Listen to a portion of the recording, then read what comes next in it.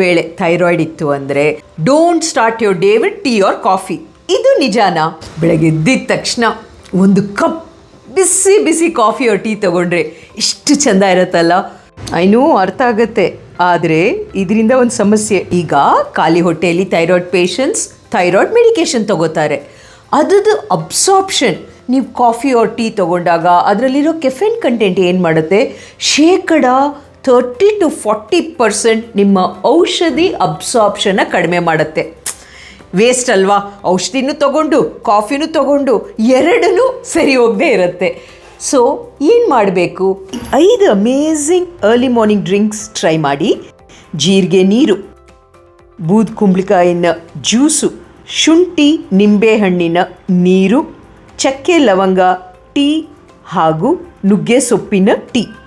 ತದನಂತರ ನಿಮ್ಮ ಬ್ರೇಕ್ಫಾಸ್ಟ್ ಆದಮೇಲೆ ಸೂಪರ್ ಡ್ಯೂಪರ್ ಬಿಸಿ ಬಿಸಿ ಕಾಫಿ ಆರ್ ಟೀ ತಗೊಳ್ಳಿ, ಆಯಿತಾ? Simple change, massive results. Diabetic patients tattoo ಹಾಕೋಬೋದಾ ಮ್ಯಾಮ್? ಎಸ್, ಖಂಡಿತವಾಗಿ. ಕಂಪೇರ್ ಮಾಡಿದ್ರೆ ಡಯಾಬಿಟಿಕ್ಸು ಇನ್ನು ಸ್ವಲ್ಪ ಬುದ್ಧಿವಂತಿಕೆಯಿಂದ ಟ್ಯಾಟೂ ಹಾಕೋಬೇಕು. ನಾನು ಫಾಲೋ ಮಾಡೋ 5 ಪಾಯಿಂಟ್ಸ್.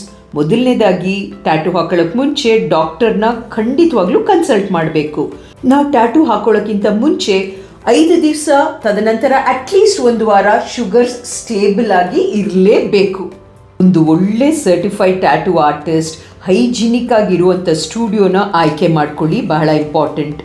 ಒಂದು ಡಯಾಬಿಟಿಕ್ ಟ್ಯಾಟೂ ಇಂಕ್ಗೆ ಅಲರ್ಜಿ ರಿಯಾಕ್ಷನ್ ಆಗ್ಬೋದು. ಸೊ ಒಂದು ಸ್ಮಾಲ್ ಜಾಗದಲ್ಲಿ ಒಂದು ಪ್ಯಾಚ್ ಟೆಸ್ಟ್ ಮಾಡಿ ಬ್ಲಡ್ ಸರ್ಕ್ಯುಲೇಷನ್ ಚೆನ್ನಾಗಿರೋ ಜಾಗದಲ್ಲಿ ಟ್ಯಾಟೂ ಹಾಕೋಬೋದು. ಉದಾಹರಣೆಗೆ ಕೈಗೆ ಅಥವಾ ಬೆನ್ನಿಗೆ. But call, legs portion blood circulation ಕಡಿಮೆ ಇರುತ್ತೆ, ಅವಾಯ್ಡ್ ಮಾಡಬೇಕು. ಟ್ಯಾಟೂ ನಂತರ ಆಫ್ಟರ್ ಕೇರ್ ಬಹಳ ಇಂಪಾರ್ಟೆಂಟ್.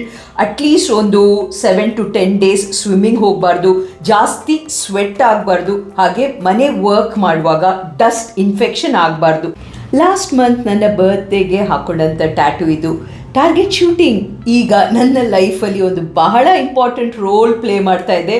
ಅದಕ್ಕೆ ಸಂಬಂಧಪಟ್ಟಂಥ ಟ್ಯಾಟೂ. ನಿಮ್ಮ ಪ್ರಶ್ನೆಗೆ ನನ್ನ ಉತ್ತರ, ಪ್ರತಿಯೊಬ್ಬರು ಸಪ್ಲಿಮೆಂಟ್ಸ್ ತಗೋಬೇಕಾ? ಈಗ ಹೇರ್ ಫಾಲ್ ಇರ್ಬೋದು, ಅಥವಾ ಆಕ್ನೆ, ಪಿಂಪಲ್ಸ್, ಸ್ಕಿನ್ ಪ್ರಾಬ್ಲಮ್ಸ್ ಇರ್ಬೋದು. ಸಪ್ಲಿಮೆಂಟ್ಸ್ ಇಲ್ದಂಗೆ ನಾವು ಕೇವಲ ನಮ್ಮ ಮನೆ ಆಹಾರದಿಂದಾನೇ ಬದಲಾವಣೆ ಮಾಡ್ಕೊಳಕ್ಕಾಗಲ್ವಾ? ಇದಕ್ಕೆ ಉತ್ತರ ತಾವೇ ಕೊಡಬೇಕು.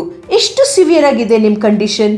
ಏನೇ ಇರಲಿ, ಆಹಾರದ ಬದಲಾವಣೆ ಖಂಡಿತವಾಗ್ಲೂ ಹೆಲ್ಪ್ ಮಾಡುತ್ತೆ. ಇವತ್ತು ನಿಮ್ಮ ಡಾಕ್ಟರ್ಸ್ ಪ್ರಿಸ್ಕ್ರೈಬ್ ಮಾಡಿರೋ ಸಪ್ಲಿಮೆಂಟ್ಸ್ ಜೊತೆಗೆ ಈ 3 ಸಿಂಪಲ್ ಕಿಚನಲ್ಲಿ ಸಿಗುವಂಥ ಇಂಗ್ರೀಡಿಯೆಂಟ್ಸ್ನ ನಾನು ನಿಮ್ಮ ಜೊತೆ ಶೇರ್ ಮಾಡ್ತಾ ಇದ್ದೀನಿ. ಮರಿದಂಗೆ ಸ್ಕ್ರೀನ್ಶಾಟ್ ತೊಗೊಳ್ಳಿ ಅಥವಾ ನೋಟ್ ಮಾಡ್ಕೊಳ್ಳಿ. ಸಪ್ಲಿಮೆಂಟ್ಸು ತೊಗೊಳ್ಳಿ ಡಾಕ್ಟರ್ ಸಲಹೆ ಪ್ರಕಾರ. ಬಟ್ ನಮ್ಮ ಕಿಚನಿಂದ ಈ ಇಂಗ್ರೀಡಿಯೆಂಟ್ಸ್ ಆ್ಯಡ್ ಮಾಡಿದಾಗ ಸಂಪೂರ್ಣ ಬೆನಿಫಿಟ್ ಸಿಗುತ್ತೆ. ನಿಮ್ಮ ಲವ್ಡ್ ಒನ್ಸ್ ಜೊತೆಗೆ ಶೇರ್ ಮಾಡಿ.